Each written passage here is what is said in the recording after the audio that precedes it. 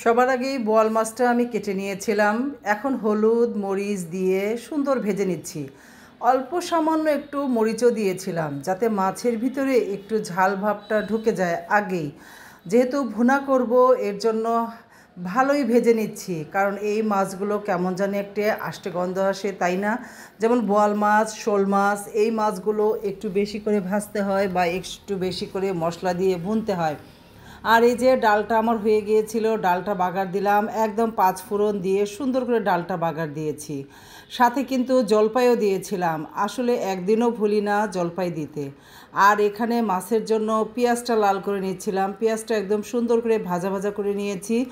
একটু আদা রসুন দিয়ে সুন্দর ভেজে নিলাম। তোমরা এখন বলতে পারো মাছে কেন আদা রসুন দেই? কেউ তো দেয় না। আমি কিন্তু সবসময় শিখেছি এইভাবেই রান্না, আদা রসুন দিয়ে ভাজতে হয়, তাহলেই ভালো লাগে খেতে। আমাদের কাছে ভালো লাগে, মানে আমার ফ্যামিলিতে ভালো লাগে। কেউ কিছু বলে না, কমপ্লেন করে না। এর জন্য আমি কি করি, এইভাবেই যে শিখেছি এভাবেই রান্না করি। অনেককে দেখি এগুলো দেয় না, তো ভালো, তাদের রান্নাও মজা হয়। এক এক ধরনের এক এক রকম রান্না, তাই না? আর এই যে একটু জিরা ফাঁকি বেশি করে দিলাম, কারণ জিরা ফাঁকিটা অনেকেই কিন্তু শেষে দেয়, আর আমাকে শুরুতেই দিতে হয় কেন?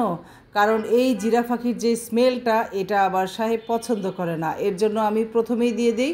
মশলা ভুনার সাথে বাকি মশলার সাথে একদম মিশে যায়, আলাদা করে জিরা ফাঁকির স্মেলটা আর আসে না, তাই না? আমি কিন্তু সুন্দর মশলা ভুনেছি, বেশ খানিকক্ষণ ভুনেই একটু বেশি করে কাঁচামরিচ দিলাম, দিয়ে মাছগুলো দিয়ে দিয়েছি। এভাবে মাছটা একটু রসা রসা করে ঝোল ঝোল করে বানালে ভালো লাগে খেতে। আর ঝাল যেহেতু একটু বেশি খাই, এর জন্য ঝালের পরিমাণটাও অনেক দিয়েছি। এখন মশলার সাথে সুন্দর আমি মাছটা কষিয়ে নিচ্ছি, ভালোভাবে কষাচ্ছি, কারণ মাছটা ভালো মতো একদম মশলা ঢুকতে হবে মাছে, ঝাল ঝাল একটা ভাব আসবে, তাহলে কিন্তু খেতে ভালো লাগবে। এখনই আমি অল্প একটু ঝোল দিয়ে দিব। যে ফ্রাই প্যানটায় মাছ ভেজেছিলাম সেখানে একটু পানি গরম করে নিয়েছি, নিয়ে একদম সুন্দর দিয়ে দিলাম। এখন এই পানিতেই একটু ভিজা ভিজা রসা রসা এভাবেই নামিয়ে ফেলবো। যাক, রান্নাবান্না শেষ, খাওয়া দাওয়া শেষ করেছি। তারপরের দিন সকালে চলে গিয়েছিলাম নিউ মার্কেট। নিউ মার্কেটের পথে যাচ্ছিলাম, আর ওই যে কানের দুল আর গলার সেট আর কি একসাথে, ওটা যে মানে হারিয়ে ফেললাম, মানে চুরি হলো, যে কোনো একটা হলো আর কি।